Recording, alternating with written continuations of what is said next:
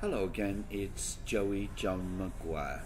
In my favourite London watering hole, the Broadway Bar and Grill, otherwise known as the Broadway Bar, that can be found on Fulham Broadway, Fulham Road. That's Fulham, London, South Wessex, the United Kingdom. I'm about to recite my latest poem. Almost finished my new book, which is this one. It's all about, well, it's not all about Brexit, but there's a couple of Brexit poems in there, as I'm all for getting out of Europe. Every day that goes by, the more I long for it, believe me. Anyway, I'm about to recite my latest poem, written in the early hours of the morning 2 days ago, as I had to go to hospital yesterday, and all my plans went astray, shall we say. Things aren't good at the moment in the NHS. What are they doing to our wonderful NHS? The envy of the world. Anyway, the poem's called The Big Sit, which is a poem about possibly the worst moments in my life, and when I was at my lowest ebb, the lowest point in my illness, the big sit. It's possible I'll never forget those days between checks, when every day had 24 hours divided by 60 minutes, each containing as many seconds. Every last tick-tock counted. Pure, unadulterated purgatory, all endured alone, whilst being poised perilously, clinging on to sanity, where time passed in lingering torment, and with every cry or wriggle I sank deeper and further into a pit of depressive desolation.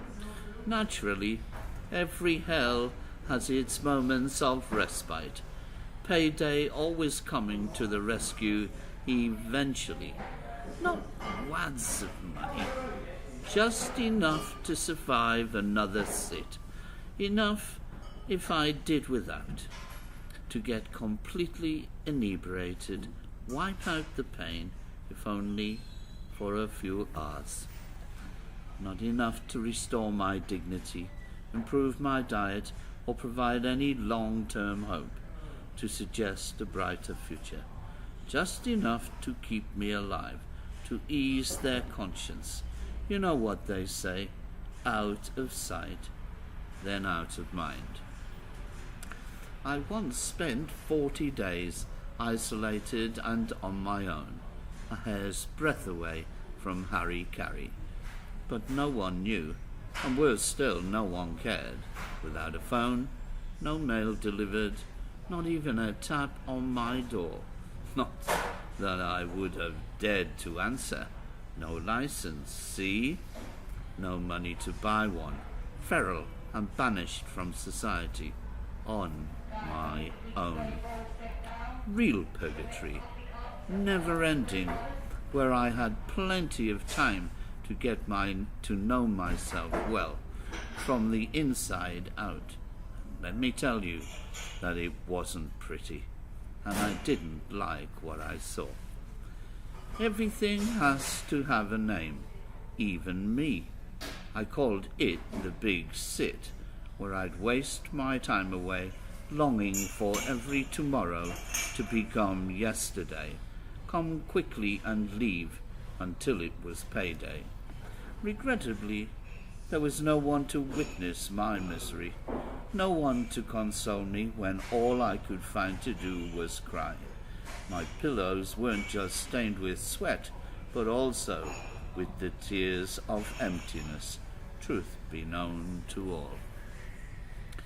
I smoked rollies then, all my money stretched to, saved my spent cigarettes to use again and again, hence the heart and lung disease. Days went by without food and throat cut. There is no one better than myself who could describe what it's like to spend time eating and choking on your own pathetic soul. Nowadays, I self-medicated with black humour. It's better than pills. Tongue-in-cheek, I joke with my new friends. I explain how you can only masturbate 8 times in any 24-hour period. Of course it's a lie. I once managed 9. The big sit. The time spent loitering in the wilderness between dole checks like a bloody migraine. It has to be experienced to know how much it hurts. Let me tell you this. No amount of wound licking or futile, belated apologies can ever wipe away my pain. Tough times, then.